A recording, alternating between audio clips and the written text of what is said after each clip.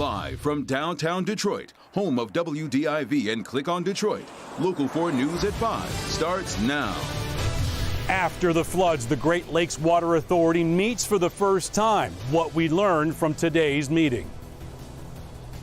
After months of searching, police arrest a man for the chilling robbery and sex assault of 2 dollar store employees. And hey, we've made it to the July 4th weekend, everybody. And I'll tell you what, you just can't beat the weather that's coming along with it. You're right. Now we just need to keep it around through Monday. Let's get over to Andrew. He's in for Ben tonight. Hi, Andrew. Hey there, Kimberly and Jason. Looking fantastic throughout the entire day. It was mild to warm and comfortable with much lower humidity. And we still have temperatures in the 70s. Sure, not close to average, but still wonderful out there. 76 degrees over at Metro Airport, right at room temperature for our neighbors over in Pontiac. Hello, Lapeer, you've got 72 degrees as well. 75 in Monroe, 74 in Adrian. Look at those beautiful blue skies overhead with just some puffy clouds in our midst. We're looking at 76 degrees right now, a nice breeze out of the north at around 17 miles per hour. You heading to the park? Great time to fly a kite with the kids. Or great evening, great night for baseball. Go Tigers taking on the White Sox. 7 o'clock game with temperatures that will be in the middle 70s all the way through 6 p.m. 72 degrees after the first pitch. First pitch is at 7:10 by 8 o'clock, low 70s. Getting cooler. May need to grab your Tigers jacket. Temperatures will be in the 60s by the end of the game, but mainly clear. We'll talk more about higher temperatures into the 4th of July coming up. Okay, Andrew, breaking news from Detroit's west side where a man has been shot and killed inside a restaurant. It was at Captain Jay's Fish and Chicken near McNichols and Myers. Police tell us a man was waiting for his order when another man walked in, shot him twice, and stole his bag. The shooter then got into a waiting white Nissan Maxima and drove off. At this time, we have good video of the incident, but we're asking for anybody that has seen anything, was in the area, might have seen the white Maxima, or knows anything that happened, please call 1-800-SPEAK-OUT. That's the number for Crime Stoppers, and you will remain anonymous if you call. We expect to receive another update from police at some point in the evening. We'll bring you any new developments on air and on TV as we get them. Our other top story here at 5, a man from Grosse Pointe has been arrested in connection to the sex assault of 2 dollar store employees back in November. Yeah, prosecutors say Antonio Lee Cotton was the man responsible for that attack, and that's not all. Let's bring in Larry Spruill. He's been following this story since it happened, and Larry, there was also an incident down in Kentucky. Right, Kimberly. The most recent situation happened in Lexington, Kentucky. That's where Cotton got into a shootout with police and then somehow escaped and made his way back here to Detroit.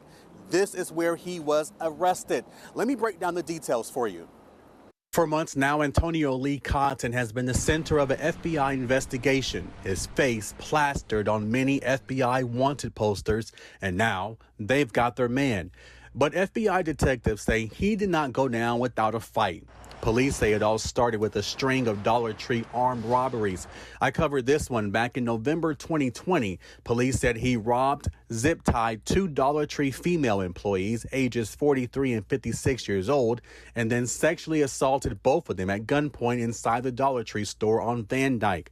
But here's where things got even more interesting and dangerous. Police said he later drove to Lexington, Kentucky in this black SUV, and this week got into a shootout with police there when they were executing a search warrant. Somehow he got away and made his way back to Detroit, where he was arrested this week on Detroit's east side.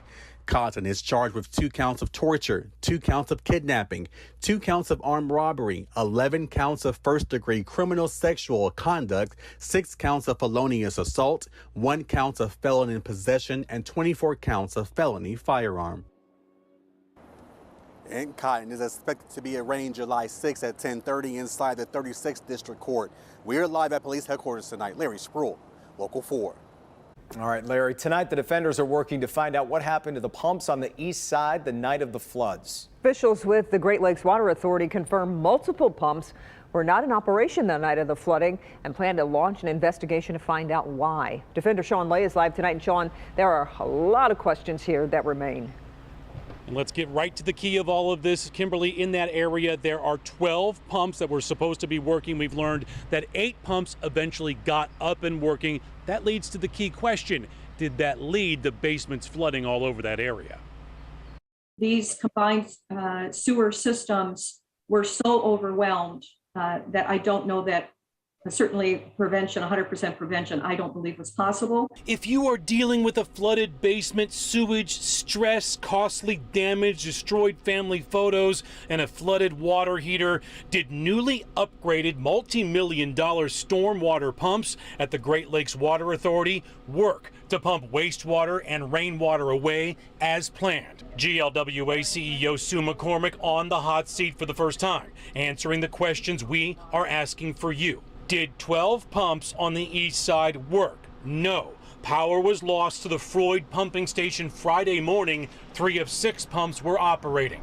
At the massive Connor Creek pumping station, it lost internal power. An electrician on hand eventually got 6 pumps going as sewage pipes were flooding, but basement damage had already been done. I'm not trying to be evasive. I'm not trying to give an impression that everything ran perfectly. All I'm trying to do is correct the record so that people understand the station did not fail. Did we have some failures to be able to operate certain pumps as soon as we would have expected to or have wanted to? Yeah, certainly we had that. Now, an independent investigation will eventually take place into all those failures, into everything that would happen during the flood. The investigation, guys, will take about 2 months. In the meantime, Great Lakes Water Authority likes to point out there is a $250 million capital investment into existing pumps and to add pumps. But if you're still cleaning out your basement, it doesn't mean much to you right now. We're live tonight. Sean Late, Local 4. Little consolation. Okay, Sean, thank you. Residents of Dearborn are protesting at this hour, demanding action over the widespread flooding that happened there last week. Take a look here. These are some live pictures of the protest at police headquarters on Michigan Avenue there. The people there say they want accountability from city leaders and compensation for damages. We're going to continue to follow this and bring you a live report ahead on Local 4 News at 6.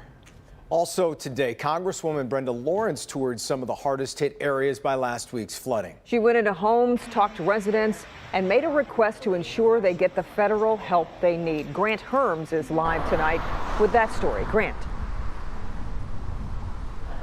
Well, Congresswoman Lawrence said that she has asked for help, and today she got to see the reasons why up close. I'm going to show you here just to get a sense of the damage. Photographer Furley, if you could hang on to this for me. This is a list of all of the books, the Harper Woods Library, that have been ruined or damaged because of the flood. And this, it's more than 10 feet long. It's just a fraction of all the damage that Lawrence got to see in her district today. This has been a crisis or impact on everyone. Congresswoman Brenda Lawrence touring and visiting the damage left behind in some of the hardest hit neighborhoods around Metro Detroit. In Harper Woods, the library and the children's reading section emptied of books. Thousands of dollars in damage and cleanup that will take weeks. Unfortunately, this isn't the first time. So last time it took, 6 to 7 weeks. So I'm hoping that it'll be about that amount of time again. It could be mold. I don't know. I'm not an expert, but it doesn't look good to me, and I don't want to be breathing this stuff in. In the neighboring city hall, workers are worried if their conditions are safe. Breathing this, and I can't get a hold of anybody in Lansing to the MIOSHA to figure out if we have good quality air control here. Lawrence also visiting homes in Grosse Pointe and Jefferson Chalmers, which has become an annual site of widespread flooding. Our seawall didn't breach, but the neighbor that has this big house right here, he had holes in his seawall.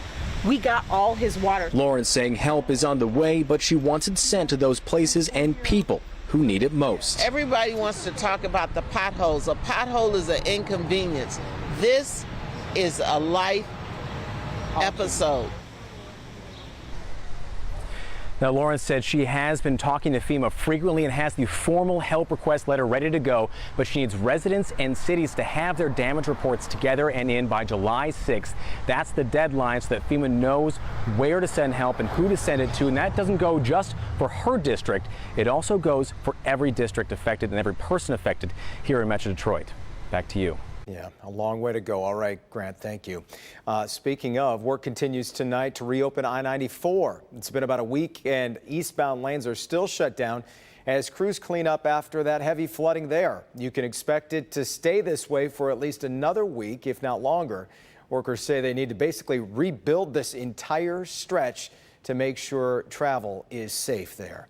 And take a look at this. Someone thought the orange barrels didn't apply to them. Well, their car got stuck, and from the looks of it, It's heavily damaged, probably totaled. MDOT says this serves as a reminder that the barrels are there for your safety and the safety of the work crews. Indeed. Well, much more to come here on a Friday. Let's check in with Hank. Big storms, a big mess, and big work getting underway to clean it all up. I'm Hank Winchester. Help me, Hank. I'm out on the streets with DPW showing you what's being done right now to clean up everything that was destroyed during the storms. And it's the first hurricane in the Atlantic this season. New tonight how Hurricane Elsa is already causing damage and where it could make landfall here in the U.S. But first, will it work? We're getting our first look at the results of that new vaccine sweepstakes here in Michigan. We'll have that next. And before we head to break, take a look at live pictures from Sky4 over I-75 in Auburn Hills as lots of Metro Detroiters make their way north for the holiday weekend. Traffic not terrible. It's not as bad as our live shot going in and out there, but we'll have more in weather coming up. Stay with us.